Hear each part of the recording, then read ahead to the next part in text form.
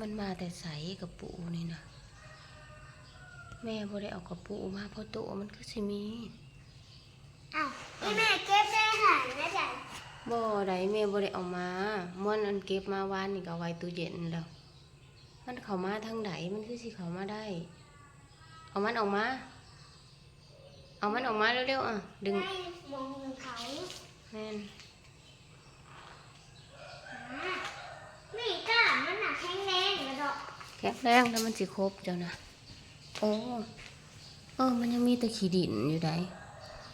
มันมาแต่ใสบัดนี้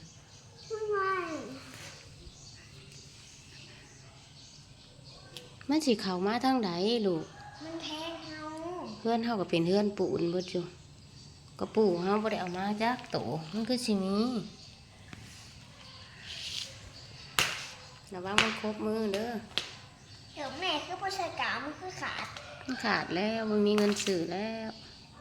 แต่เห็ดมันลูกมันสงสารเลยเหรอแม่น